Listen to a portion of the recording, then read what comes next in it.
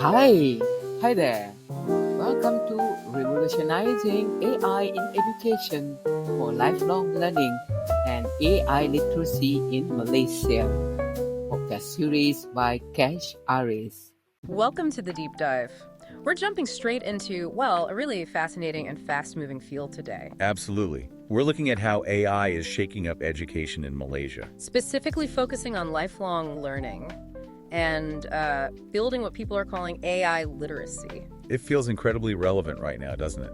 There's just so much buzz around this in Malaysia. You really see it everywhere.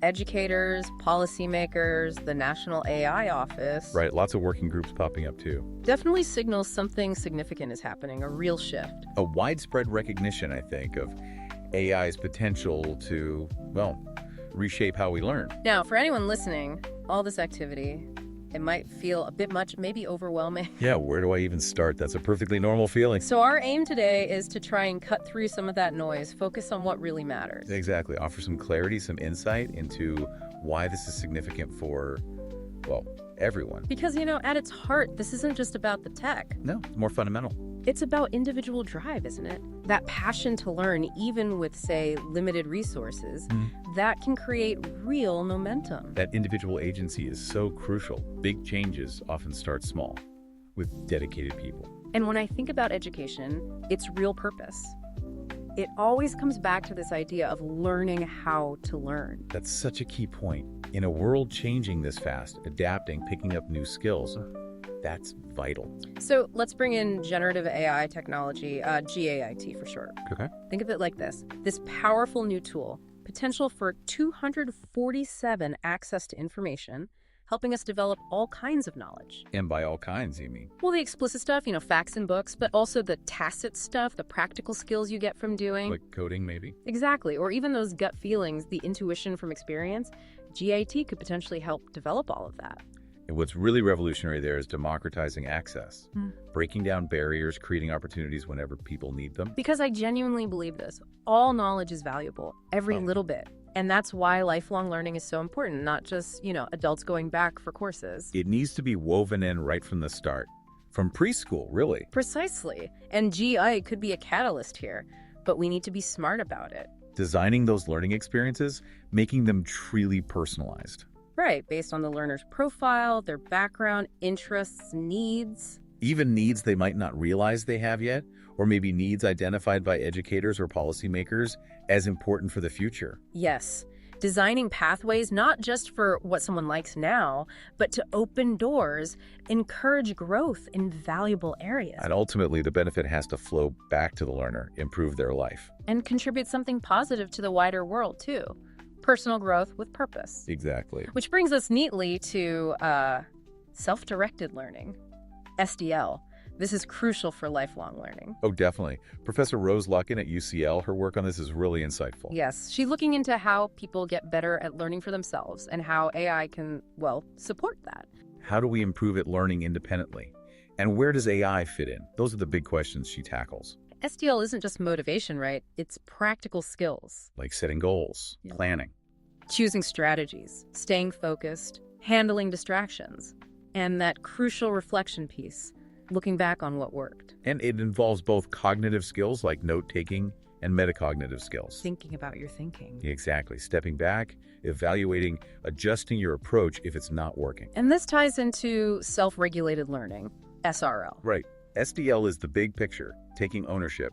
SRL is more the toolbox. Yeah, the specific techniques you use managing thoughts, actions, emotions to hit those learning goals. That's a helpful distinction. SRL enables SDL. Professor Luckin highlights some really concrete ways AI can help with these SDL skills. Such as? Helping clarify goals, giving personalized feedback, prompting reflection. Offering motivation, perhaps? Adapting materials to your pace? Yes, all of that. The potential is there for AI to be a truly personal learning companion. Guiding you through that often tricky process of learning on your own. But here's the key thing from her work, I think. Yeah.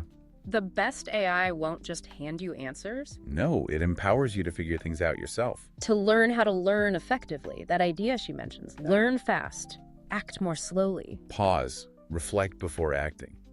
That's so important for deeper understanding, not just surface recall. It really clicks with what Professor Emeritus Mike Sharples says, too. His view that Educators are facilitators. I strongly agree with that perspective. Our roles are shifting. We're still introducing ideas, mentoring, supporting, challenging, assessing, but a core part is now developing those learning skills. Enhancing self-regulation, deepening understanding, sharpening critical thinking. Absolutely. In an age of abundant information, guiding learners on how to navigate and make sense of it all, that's the facilitator role. So if we want these self-directed, lifelong learners thriving in an AI world, there's another critical piece. AI literacy. Precisely. And the huge question is, how do we build that effectively across a whole country like Malaysia? It's a massive undertaking, but also a massive opportunity, right? Essential for people to be informed, active participants in this change. I found this really interesting concept from Nabil Zary, the learning alchemist, a bottom-up AI strategy. He pictures it as a literacy-driven flywheel. I like that image. Me too. It visualizes that self-sustaining momentum. So picture this cycle. Okay. At the center, AI literacy and organizational learning. It kicks off with identifying user needs, real problems people face. Grounded in reality. Good start. Then you map AI opportunities. Where can AI actually help solve those problems? Makes sense. This leads to fostering micro-innovations, small, local experiments led by the users themselves. So driven from the ground up. Exactly. Then, crucially, build trust and feedback loops. Make sure these things work and meet those needs. Right. Iterative improvements. Successful use cases then get aligned to broader strategy, informing the bigger picture. So the grassroots informs the top level. Yes. And finally, you reinvest in literacy and learning. Feed the insights back. Grow AI fluency across the board. That's smart. It drives adoption through relevance, not just a top-down mandate. That's what I really like about it. People first. Solutions driven by real needs and experiences. Echoes that individual action point from earlier. Creates ownership. Makes sure the AI is actually practical day to day. You see how these pieces connect. Lifelong learning from the start. Enabled by strong self-directed learning skills. And navigated effectively using AI literacy. And that bottom-up approach to literacy makes the lifelong learning more relevant, more empowering.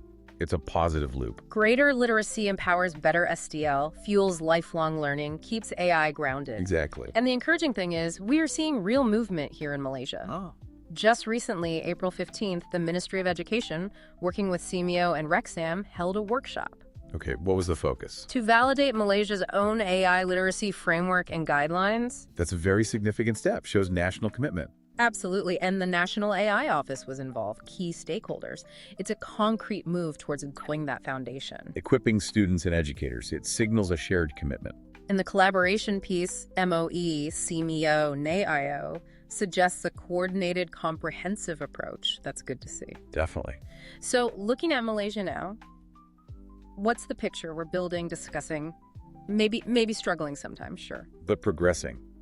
Exploring GI for personalized LLL. Recognizing the need for SDL skills, supported by AI. And starting to build those AI literacy frameworks, hopefully with that bottom-up feel. It's dynamic, it's evolving, there's uncertainty, complexities for sure. That's the nature of this kind of transformation. Sometimes, I think many of us just wish for a clear map, some definitive guidance. Understandable. But I really believe if we keep moving forward with love and care for the learners, focusing on empowering each person, that has to be the right direction. That human-centered approach is absolutely paramount.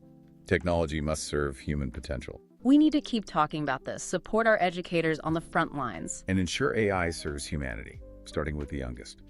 Ongoing dialogue, collaboration, essential. So to everyone listening, what are your thoughts? How do you see AI impacting learning where you are? Yeah, let's keep this conversation going. Your insights, your experiences, they really matter. And a final thought to leave you with, how can you embrace that learn-to-learning mindset? Maybe explore some AI tools, even simple ones. See how they might support your own lifelong learning journey, driven by your curiosity, your desire to grow. Cultivating that mindset, exploring AI's potential for personal growth, that's empowering for anyone, anywhere.